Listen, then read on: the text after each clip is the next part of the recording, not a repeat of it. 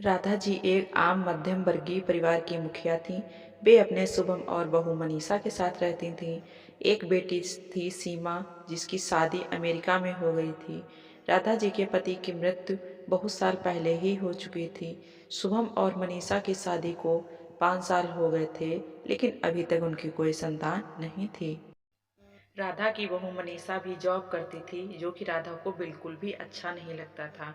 वे जल्द से जल्द दादी बनना चाहती थीं, लेकिन मनीषा और शुभम यह अच्छी तरीके से जानते थे कि अभी मनीषा का जॉब करना कितना जरूरी था। राधा जी अपने बेटे शुभम से इस बारे में बात करती तो शुभम बिना किसी बहाने के बात को टाल देता। इसलिए वे मनीषा को ही परेशान करने के बहाने ढूंढती रहती ताकि वह अपनी जॉब छोड़ दे। और अभी कोरोना काल में तो मानो उनके मन की मुराद ही पूरी हो गई थी। हालांकि वे दिल की बुरी नहीं थी, लेकिन पोते की चाह में ना चाहते हुए भी वे ऐसा कर जाती थीं। अपनी हम उम्र सहेलियों को दादी बनते देख उनका मन दुखी हो जाता था। उस दिन भी घर में कुछ ऐसा ही हुआ। ऑफिस में काम की वजह से मनीषा देर तक सोती रही और राधा जी को अच्छा खासा मौका मिल गया। "ये क्या बहू, अभी तक सो रही है? पता है सुबह के 10 बज गए हैं। शुभम भी बेचारा कब से उठकर ऑफिस ऑफिस के काम पे लग गया है और तुम हो कि अभी तक सोई पड़ी हो। चलो अब उठकर सबके लिए चाय नाश्ता बना लो। मुझसे कुछ हो ही नहीं पाता, वरना मैं तुम्हारे भरोसे कभी ना रहती, खुद ही सब कर लेती।" "सॉरी माँ जी, वह देर तक काम चलता रहा, इसीलिए सुबह सुबह ही सो पाई थी। इसीलिए समय का पता ही नहीं चला। आप चलिए, मैं अभी जल्दी से आती हूँ।" "हाँ हाँ ठीक है, मेरा कुछ नहीं, पर शुभम को देख लो, उसे कुछ चाहिए तो नहीं? कब से उठा बैठा है बेचारा। हे भगवान, मुझे जल्दी ठीक कर दे, ताकि मैं ही अपने बेटे का ध्यान रख सकूं," राधा जी ने नाटकीय अंदाज में कहा। राधा जी ने अपनी बहू मनीषा को उठाते हुए कहा। मनीषा ने घड़ी देखी तो वाकई 10 बज गए थे। आज उसकी आंख न जाने कैसे नहीं खुली। वह जल्दी जल्दी अपने काम निपटाकर हाल में आई तो शुभम अपने लैपटॉप के साथ ऑफिस के काम कर रहा था। उसने किचन में जाकर झाड़ू पोंछा किया, चाय नाश्ता बनाया, फिर रात के बर्तन साफ किए और नहाने के लिए चली गई। दरअसल कोरोना वायरस की बढ़ती बीमारी की वजह से शहर में पूरी तरीके से लॉकडाउन किया गया था, इसीलिए काम वाली बाई भी नहीं आ रही थी। मनीषा खुद एक इंटरनेशनल कंपनी में काम करती थी। उसका ऑफिस टाइम निश्चित नहीं होता था। अधिकतर उसे रात में देर तक काम करना होता था। कल भी उसका देर तक काम चलता रहा, इसीलिए वह देर तक सोती रही। मनीषा नहा कर आई तो देखा कि उसकी सास अपने कमरे में अपनी सहेली से फोन पर बात कर रही थी। बातचीत में अपना नाम सुनकर मनीषा सास की बात सुनने लगी। "अरे शारदा, तुम भी अपनी बहू को ज्यादा सर पर मत बैठाओ। बहू को ज्यादा उड़ने दोगी तो कल को अपनी नौकरी के चक्कर में वह तुम्हें घर की नौकरानी बनाकर छोड़ेगी। मैं तो भाई शुरू से ही मनीषा के नौकरी करने के खिलाफ थी। अब करे नौकरी शौक से, पर साथ साथ घर के काम भी करे। मैं तो बदन दर्द का बहाना मारकर बैठ जाती हूँ, नहीं तो सारे काम का बोझ मेरे सिर पर ही आ जाता। मैं कोई मुफ्त की नौकरानी थोड़ी ही हूँ। मैं तो कहती हूँ तुम भी यही किया करो।"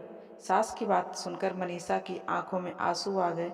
वह जिस सास को बीमार समझकर उनकी दिन रात सेवा करती है, उन्हें एक गिलास तक नहीं उठाने देती, सारा घर का और ऑफिस का काम काम करके थकान से चूर होकर भी उब तक नहीं करती, उसका यह फल मिला उसे। माना वे नौकरी के खिलाफ हैं, मगर यदि घर की किस्त नहीं होती तो वो भी कभी नौकरी करने नहीं जाती। शुभम का बोझ कम करने के लिए ही तो नौकरी कर रही थी। खैर, अभी मुश्किल के समय में वह सास से किसी भी बात पर बहस नहीं करना चाहती थी, जिससे घर का माहौल खराब हो। इसीलिए वह उनकी बात को नज़रअंदाज करके वहां से चली गई, लेकिन उसकी नज़रों में राधा जी की इज्जत कम जरूर हो गई थी। दूसरे दिन सुबह सुबह राधा जी की बेटी सीमा का अमेरिका से फोन आ गया। सीमा की सास उसके पास अमेरिका आई हुई थी। आदत के अनुसार राधा जी ने जैसे ही सीमा की सास की बुराई करनी चाहिए, वैसे ही सीमा ने उसे डांट डपट दिया। "माँ, आप बिल्कुल भी माँ जी के बारे में अनाप शनाप नहीं बोलोगी। पता है आपके चक्कर में आकर मैंने उनके साथ कितना बुरा व्यवहार किया था, लेकिन आज मुझे उनकी कीमत पता चल गई है। तुम तो उनके यहाँ पर आने के खिलाफ थी, मगर आज वे यहाँ नहीं होती तो ना जाने हमारा क्या होता। तुम्हें तो पता है ना कि मेरी नौकरी करना कितना ज़रूरी है। कोरोना ने यहाँ भी ऐसा कहर ढाया है कि घर से ही सब काम करना पड़ रहा है। किट्टू का बेबी केयर सेंटर भी बंद है। मैं और राजेश फुल टाइम बिजी रहते हैं। ऐसे करने में माँ जी ने अकेले ही किट्टू के साथ पूरे घर का काम भी संभाला हुआ है। मुझे कुछ भी नहीं करने देती। अगर वे नहीं होती माँ तो हमारा क्या होता, यह सोच कर ही रोंगटे खड़े हो जाते हैं। माँ सच में वे कोई साधारण महिला नहीं है, बल्कि मेरे लिए तो देवी के समान है। मेरे इतना अपमान करने के बावजूद। और सीमा रोने लगी। उसने फोन कट कर दिया। सीमा की बात सुनकर राधा जी की भी आंखें भर आईं। उन्हें अपनी भूल का एहसास हो गया था। मनीषा तो वाकई उनका कितना ख्याल रखती है। उनकी कड़वी से कड़वी बात का भी बुरा नहीं मानती, उल्टे जवाब भी नहीं देती है।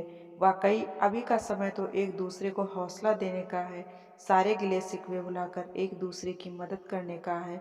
तो फिर वे स्वार्थ में कैसे अंधी हो गई थीं, इतना कैसे गिर गई थीं? ऐसे मुश्किल समय में ही अपने परिवार की सहायता नहीं कर सकती? उन्होंने उसी समय मनीषा को बुलाकर उसके सिर पर प्यार से हाथ फेरते हुए कहा, मनीषा, आज से घर के कामों की आधी जिम्मेदारी मेरी रहेगी। मैंने आज तक तुम्हें जो भी कहा और किया उसके लिए सॉरी। चलो अब तुम जाकर आराम करो, खाना मैं बना लूंगी।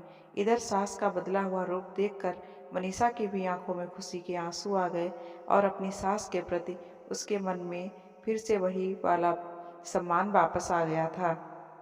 शायद हमारे जीवन में मुश्किल समय आता ही इसीलिए है कि हमें एक दूसरे की अहमियत का पता चले। अपनी गलतियों का एहसास होने और आगे बढ़कर माफ़ी मांगने से वाकई इंसान छोटा नहीं बल्कि बहुत बड़ा हो जाता है, राधा जी की तरह।